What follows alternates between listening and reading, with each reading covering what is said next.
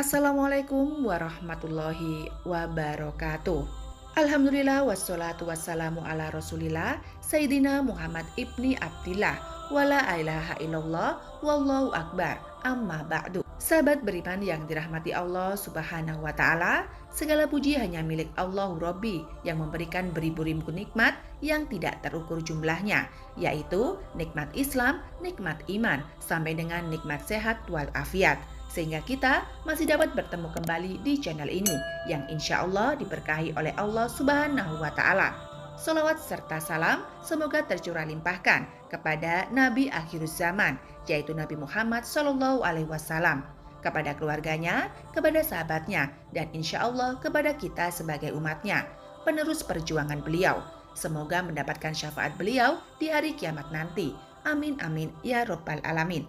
Menanggal rumah dari gangguan hal goib dengan tanaman dianggap lebih mudah daripada harus pergi ke orang yang bisa melakukan hal itu atau yang sering disebut dengan orang pintar. Tanaman yang kita tanam di sekeliling rumah kita, selain untuk mempercantik halaman kita, ada tanaman yang bisa mengusir jin atau setan dan segala hal goib yang sifatnya negatif. Percaya atau tidak, hal itu memang ada. Bahkan beberapa tanaman tersebut ternyata banyak tumbuh di sekitar kita. Bahkan mungkin kalian pernah menanamnya, hanya saja kalian tidak ngeh kalau pohon itulah yang bisa untuk mengusir jin dan sejenisnya. Bahkan kita mudah sekali menemukan tanaman-tanaman tersebut. Baiklah, berikut ini adalah 7 tanaman yang dapat mengusir jin, setan, jurik, dan sejenisnya. Untuk yang pertama adalah pohon bidara. Seperti yang disebutkan di dalam Al-Quran, bahwa tanaman bidara ini tumbuh di surga, sehingga memiliki khasiat goib, dan tidak heran bila daun dari tanaman bidara ini banyak dimanfaatkan untuk mengobati berbagai gangguan, seperti teluh maupun santet. Tidak sedikit orang yang menggunakan daun bidara sebagai media ruqyah untuk orang-orang yang terkena gangguan jin. Untuk pohon bidara ini disebutkan di dalam Quran Surat Al-Waqiah ayat 28 yang berbunyi, berada di antara pohon bidara atau pohon sim yang tidak berduri. Tapi yang kami temukan di sini untuk pohon bidara yang ada di Indonesia, khususnya yang pernah saya tanam, pohon bidara yang berduri. Mungkin perbedaan di dunia dan di surga. Kalau di dunia ada durinya, tapi kalau di surga tidak ada durinya. Karena surga itu merupakan tempat yang paling mulia. Tidak hanya di Al-Quran saja, bahkan di hadis pun disebutkan. Dari Faiz bin Hasim yang berpisah, aku pernah mendatangi Nabi untuk masuk Islam. Kemudian Nabi menyuruhku untuk mandi dengan air dan daun bidara.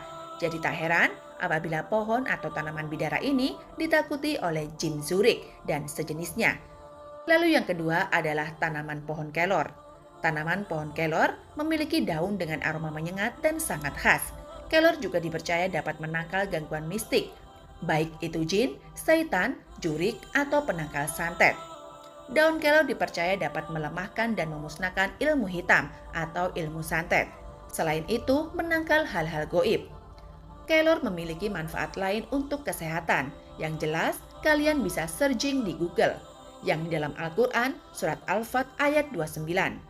Daun kelor dideskripsikan sebagai tanaman yang menyejukkan dan menyenangkan hati.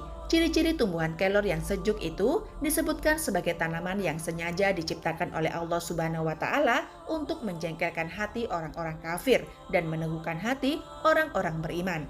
Kemudian yang ketiga adalah tanaman tebu ireng. Banyak penduduk di daerah Jawa yang percaya bahwa menanam tanaman atau pohon tebu ireng atau hitam di depan rumah dapat menangkal rumah dari gangguan goib seperti jin, setan, jurik, bahkan santet kiriman dukun. Bahkan ada yang menyebutkan efek dari tebu ireng ini sangatlah ampuh. Posisi menanamnya supaya akan bermanfaat lebih baik, yaitu di halaman depan rumah. Kemudian selanjutnya adalah tanaman gaharu atau pohon India. Tanaman gaharu sangat beragam, mulai untuk kebutuhan medis hingga penangkal gangguan mistis atau bisa dibikin minyak gaharu. Dari segi mistis, kayu gaharu dapat mengusir jin, jurik, dan sejenisnya, sekaligus mengobati mereka yang terkena gangguan goib yang negatif. Kayu gaharu juga dapat untuk menangkal santet atau teluh. Yang lebih menariknya lagi, kayu gaharu ini memiliki nilai ekonomi yang tinggi. Bahkan di pasaran, harganya itu sampai ratusan juta rupiah. Kemudian yang kelima adalah pohon bambu kuning. Tanaman bambu umumnya identik dengan tempat bersarangnya makhluk gaib seperti wewe gombel, gendruwo, dan sejenisnya. Namun berbeda dengan tanaman pohon bambu kuning ini, yaitu dari kebalikannya dari pohon bambu yang biasa. Pohon bambu kuning ini bagus untuk dibikin hiasan di depan rumah, juga menjadi tanaman pengusir jin yang sangat ampuh untuk mengusir gangguan hal-hal gaib, seperti santet atau teluh. Tanaman bambu kuning ini juga dapat mencegah dari niat orang yang akan berbuat jahat, misalnya mencuri atau merampok. Kemudian, tanaman selanjutnya adalah bunga mawar. Tanaman mawar yang cantik ternyata tidak hanya memiliki fungsi estetika semata, tidak hanya sebagai hiasan saja, melainkan bisa dimanfaatkan sebagai penangkal gangguan gaib seperti santet. Tanaman mawar dipercaya memiliki kemampuan untuk menangkal dan menyerap energi negatif tersebut atau energi yang keluar dari makhluk-makhluk gaib. Kemudian, selanjutnya adalah pohon serut. Pohon serut disebut dapat menghilangkan niat jahat orang yang biasa mengancam penghuni rumah. Kalian bisa menanam pohon serut di berbagai area rumah dimanapun. Saat ini, banyak orang yang membudidayakan pohon serut itu dibuat sebagai pohon bonsai. Namun, pohon serut yang untuk menangkal gangguan jin atau santet itu bukanlah pohon serut yang dijadikan bonsai, tapi tanaman yang tumbuh tewas tanpa siksaan. Bukan seperti bonsai yang proses pembuatannya menyiksa tanaman itu. Baiklah, itulah tadi tanaman yang bisa digunakan untuk mengusir jin, jurik, setan, santet, bahkan penangkal hal gaib lainnya. Kalian boleh percaya atau tidak. Kita ambil sisi baiknya, buang yang tidak baiknya. Tidak usah repot-repot untuk memperdebatkannya. Wallahu a'lam bishawab. Semoga bermanfaat untuk kita semuanya, khususnya buat diri pribadi saya. Kebenaran datangnya hanya dari Allah Subhanahu wa Ta'ala, sedangkan kesalahan merupakan kehilafan dari pribadi saya. Untuk itu, mohon maaf atas segala kekurangan dan kehilafan. Dan jangan lupa sedekahkan subscribe kalian. Semoga menjadi ladang amal jariah untuk kalian semua. Sampai bertemu lagi di video-video selanjutnya. Wallahu muwaffiq ila aqwamit thoriq. Wassalamualaikum warahmatullahi wabarakatuh.